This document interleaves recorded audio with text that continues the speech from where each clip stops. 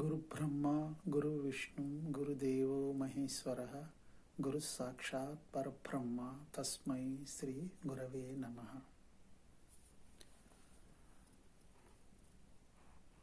As a fellow seeker in the path of spiritual life, I want to share some of my thoughts on the topic knowledge and wisdom.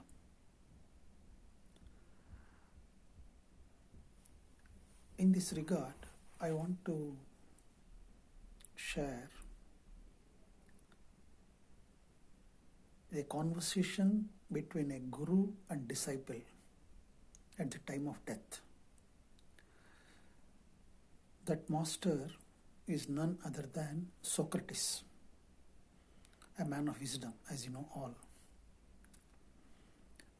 So at the last moments, when poison is being prepared for the death of Socrates, one of his disciples asked him, "Are you not afraid of the death?" And Socrates replied as follows.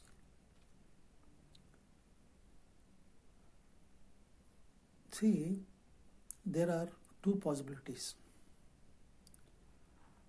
One is, if I die, I die completely, totally, wholly. In such a case, there is no trace of me left behind to know about it. The second possibility is,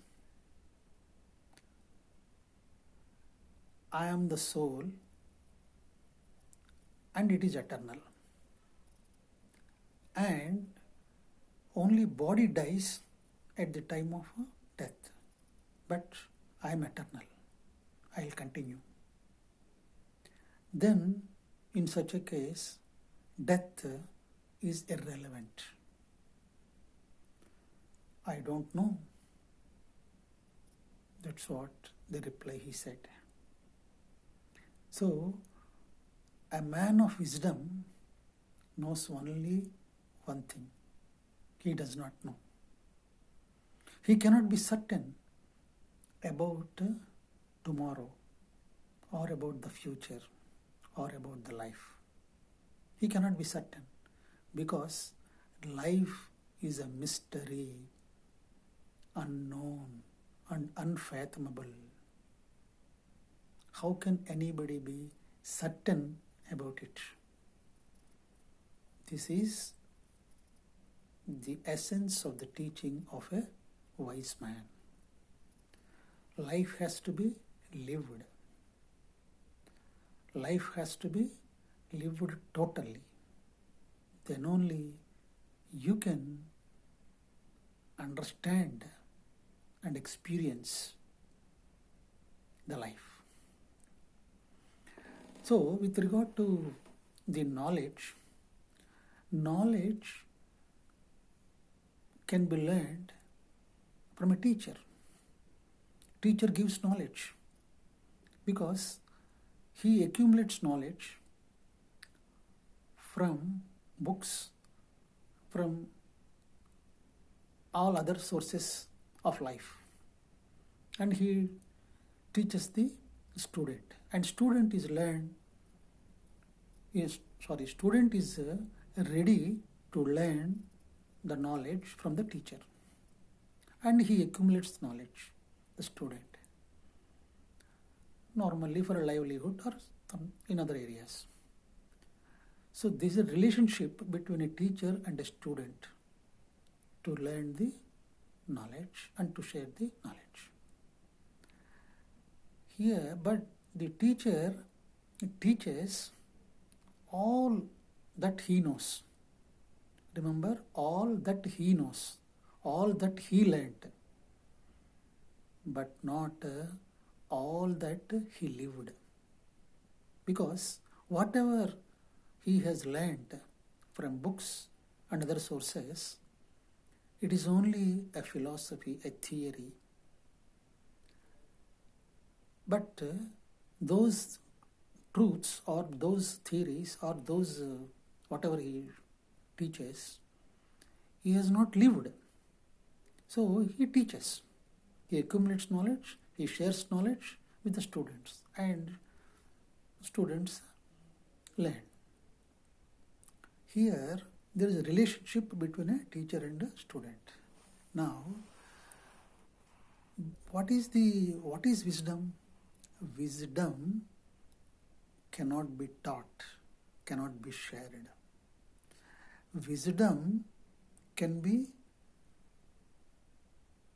learnt only from the wisdom of a master. And master is not ready to teach. You have to live with the master. You have to live the essence of the teaching of the master. You have to understand it. You have to experience it. And by living it, you can grasp the wisdom of the essence of the teaching. So, as we see in day-to-day life, in our life, people talk from scriptures, from various other sources. This is all which they have not lived. Those truths they have not lived. They are only sharing what they learned. So that's why we continue to go to the teachings, to hear, to listen to the teachings of the scholars, pundits, etc. And we don't have any kind of, any kind of living experience of the teaching of the person who is teaching that teaching. Only in the presence of a master, only in the presence of a master, and by living in the presence of a master, you can acquire wisdom.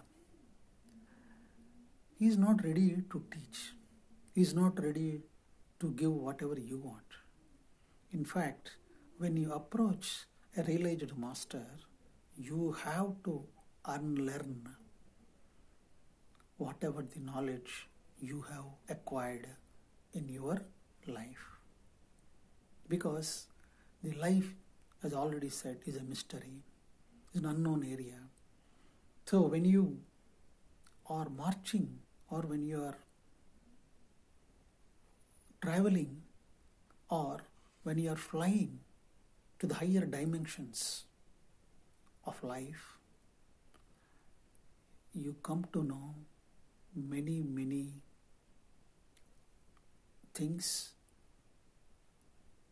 and that those things have only to be experienced, and that becomes a wisdom. And wisdom comes drop by drop. From each living experience, you gain the wisdom. The mastery over it, to cultivate the mastery over it, you have to live with the master. So, thank you. We will meet next time on another interesting topic. Thank you.